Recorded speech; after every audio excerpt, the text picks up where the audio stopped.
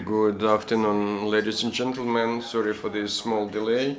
Now we are to listen to the briefing of the spokesperson of ATO and Colonel Andriy Lysenko on the situation in the ATO zone. Good afternoon, dear colleagues. The situation in the anti-terroristic operation is still hard. The combatants, neglecting Minsk treaties, shoot at the position of ATO forces from artillery, mortars, grenade launchers and small arms at Donetsk, Artyomovsk, Lugansk and Mariupolsk direction at all the contact in line and demarcation line. The most tense situation is observed not far from Donetsk in the Opitne settlement of Yasenovata region of Yasenovata district of Donetsk region. There were two combat attacks from Russian mercenaries and Ukrainian servicemen. As well, the illegal armed formation shelled Avdiivka town and one civil citizen has died.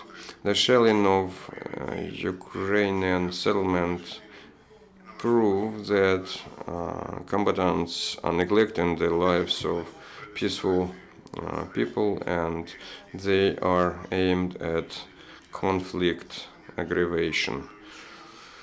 The enemy continue redislocation and concentration of military machinery and personnel at different parts of the contacting line, imitating the withdrawal of heavy armor.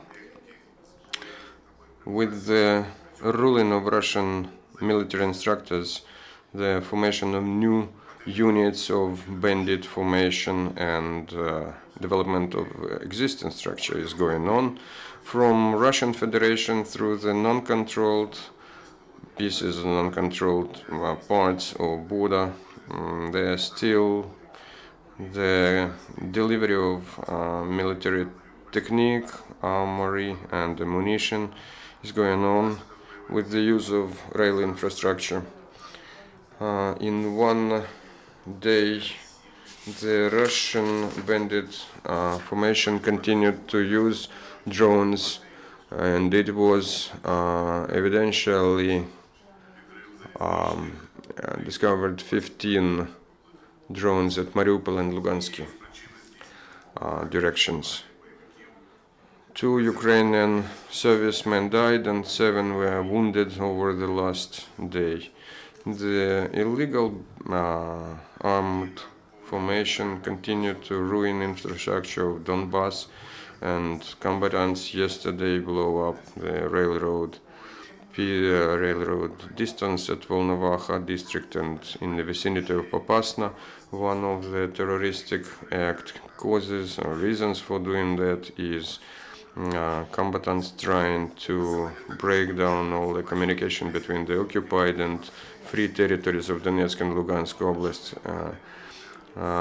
Law is not implemented in the occupied territories of Donbass, and representative of small business in Donetsk city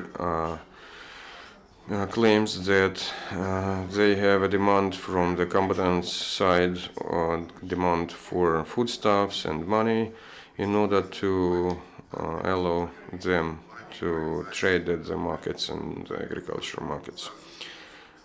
Again, Ukrainian special forces neutralized pro-Russian recruits. Yesterday in Mirgorod, a local citizen of 50 years old was detained. He transmitted to DNR people data on the starts or takeoffs of military aircrafts from the military airport, and data on the military aviation and technique and machinery and arms of the Ukrainian armed forces. This informer was in his past servicemen, military servicemen that defected to pro-Russian combatants. Again, the anti-terroristic events at all the territory of the country is going on. At Kharkiv region, in Kharkiv region, Ukrainian law enforcers prevented from the chain of terroristic attacks that aimed to destabilize situation in the region. 3 diversants were detained.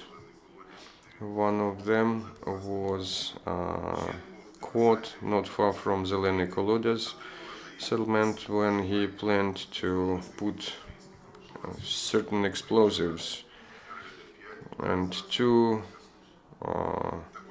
other persons were detained at the living place. Ukrainian counterintelligence caught one more group of pro-Russian adversaries from LNR bandit formation that tried to blow up the railroad bridge in Izum town. The suspect as well told that he set into fire the administrative building in Izum town.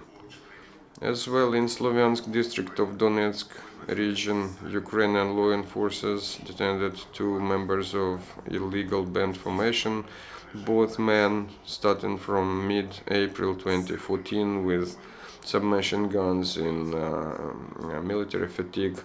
They pretended to make to supervise one of the checkpoints of combatants.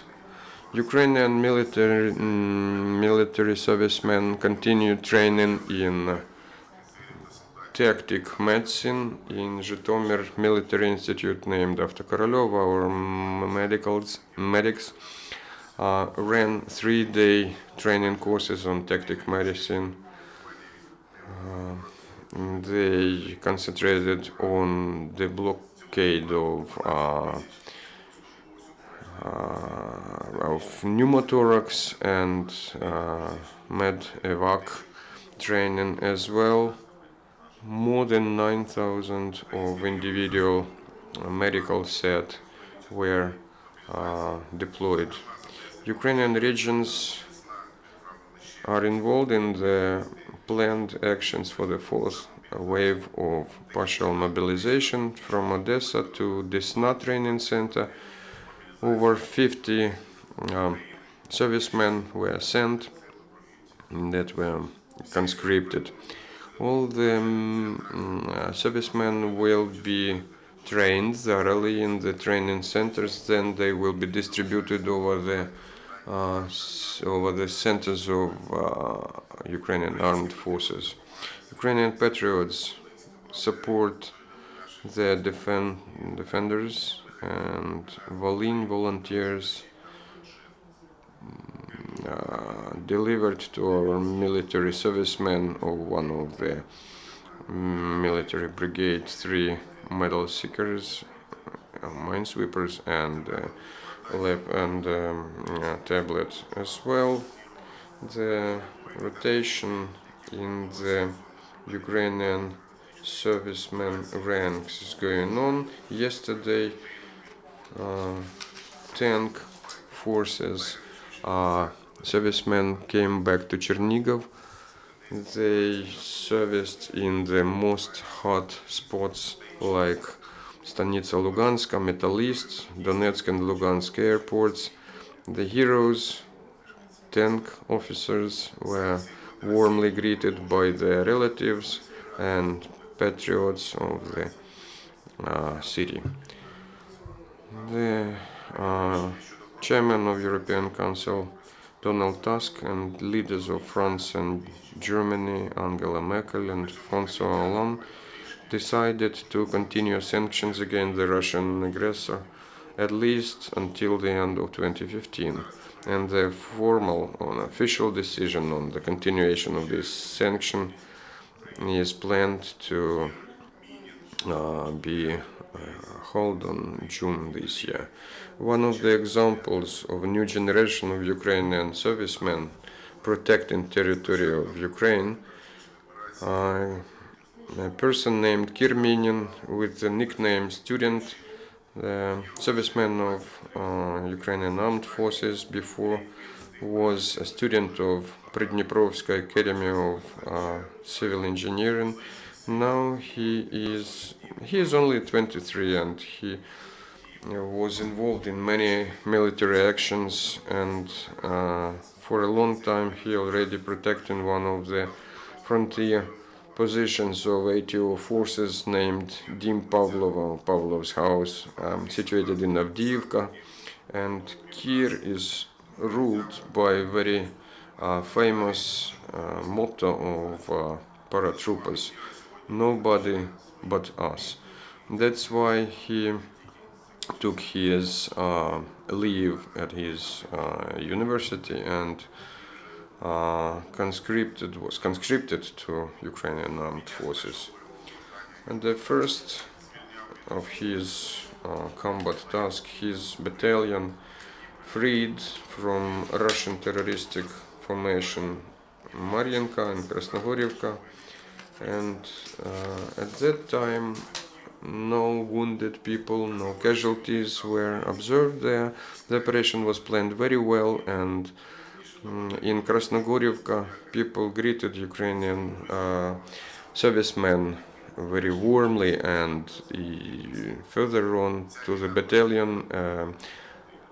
a letter of thanks from Krasnogorivka was obtained by this combat unit. So many lives of civil Ukrainians depend on such people like this. Kir, thank you very much. If any questions, I'm ready to answer. Nadia Volobuyeva, TRK Ukraine. In Nikolaev vicinity, do you know what is the aim of the drills there, and do you connect this with the drills of Russian forces not far from that area? The matter is that in conscription time, when both it's conscription for newcomers and demobilization or dismissals of already served people at many sites in Ukraine, including in the Ukrainian air, there are a lot of trainings and drills of armed forces of Ukraine and national guards that must work jointly with the people, with the servicemen who use heavy armory, and they cover the work of our people. So how many shelling were observed over last day from combatants? From 0 to 0, 44 shelling, including shelling of settlements. Thank you very much. Thank you, colleagues. Next briefing tomorrow, 12:30. Andriy Lysenko, briefing of ATO spokesperson. Thank you.